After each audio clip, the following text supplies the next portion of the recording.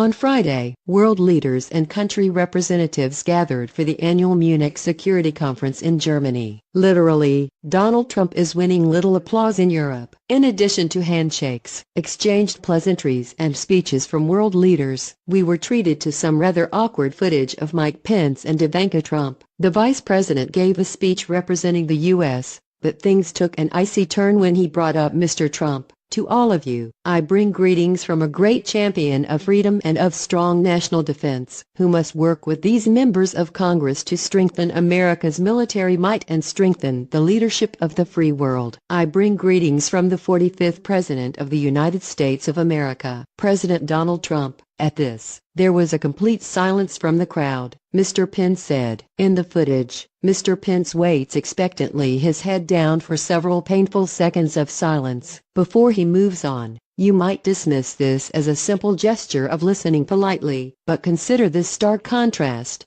German Chancellor Angela Merkel received a standing ovation after she gave a speech that repeatedly criticized U.S. foreign policy. In the speech, before 30 heads of government and 90 ministers, Ms. Merkel resisted Mr. Pence's calls to withdraw from the Iran nuclear deal, and criticized the U.S. decision to withdraw its troops from Syria. Is it a good thing to immediately remove American troops from Syria, or will it not strengthen Russia and Iran's hand?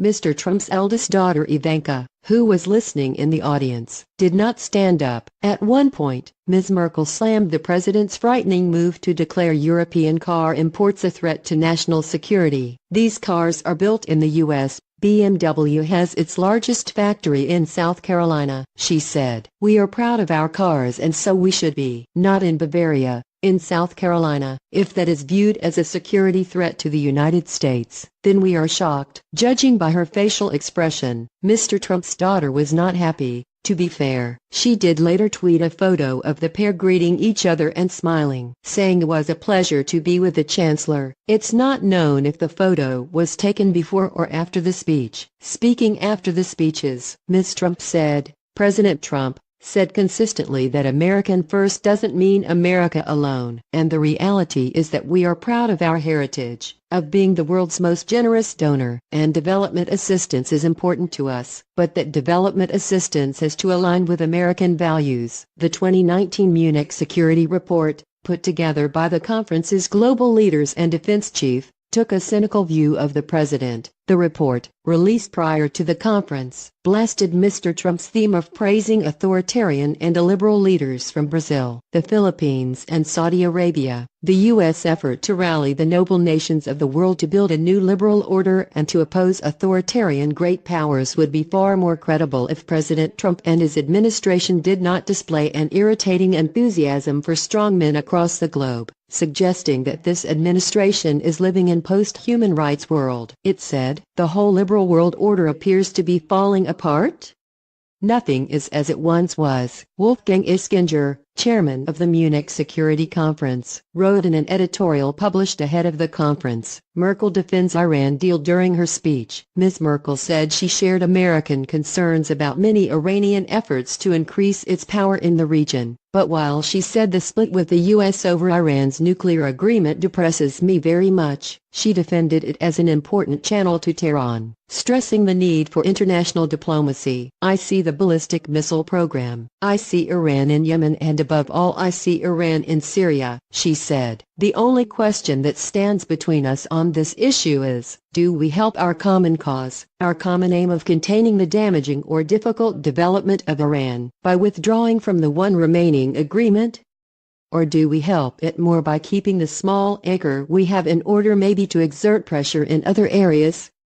Germany, Britain, France, China, Russia and the European Union have been trying to keep the 2015 deal with Iran alive since Mr. Trump unilaterally pulled out of it last year. The International Atomic Energy Agency has said that, so far, Tehran is sticking to the agreement. The deal offers Iran sanctions relief for limiting its nuclear program, but the U.S. argues that the deal just puts off when Iran might be able to build a nuclear bomb. Mr. Pence, in turn, pushed for Europeans to end their involvement in the nuclear deal, calling Iran the leading state sponsor of terrorism in the world. Sanctions against this murderous revolutionary regime, the vice president said. The time has come for our European partners to stop undermining us. The time has come for our European partners to stand with us and with the Iranian people, our allies and friends in the region. The time has come for our European partners to withdraw from the Iran nuclear deal. Huge praise for Merkel's speech. Merkel's speech was warmly received by a number of high-profile figures and analysts. Former U.S. Vice President Joe Biden,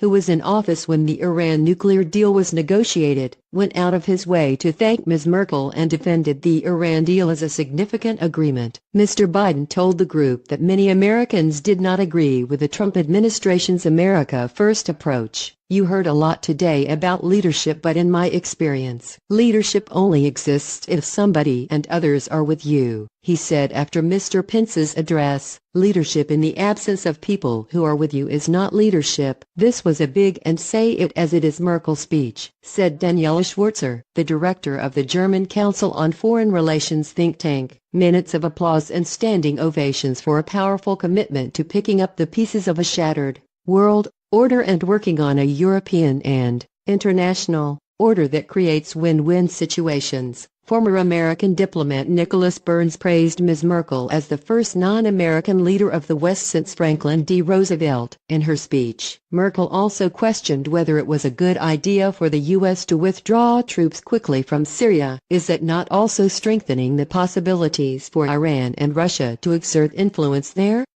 She asked. Ms. Merkel also defended Germany's progress in fulfilling NATO guidelines for countries to move towards spending 2% of their gross domestic product on defense by 2024, which has been criticized as too slow. She said it's better to put yourself in the other's shoes and see whether we can get win-win solutions together. And overall, she rejected the idea of a go-it-alone foreign policy. Mr. Pence stuck to the U.S. line that the 2% NATO guideline is a strict commitment rather than a target, saying while more alliance members have met the criteria, the truth is, many of our NATO allies still need to do more. He also reiterated American opposition to the joint German-Russian Nord Stream 2 pipeline project, which Washington fears will make Europe overly reliant on Russian gas. The United States commends all our European partners who've taken a strong stand against Nord Stream 2, he said, and we commend others to do that same. He added, we cannot ensure the defense of the West if our allies grow dependent on the East. Ms. Merkel defended the pipeline under the Baltic Sea, dismissing the American concerns as unfounded and assuring Ukraine that it won't get cut off from the Russian fuel. Speaking as Ukrainian President Petro Poroshenko looked on, she told him his country would continue to be a transit country for Russian gas even after the pipeline is complete. Ms. Merkel noted that Europe also has enough terminals to receive more liquefied gas from the U.S. among other options. There's nothing that speaks against getting gas from the United States, but to exclude Russia is the wrong strategic signal, she said.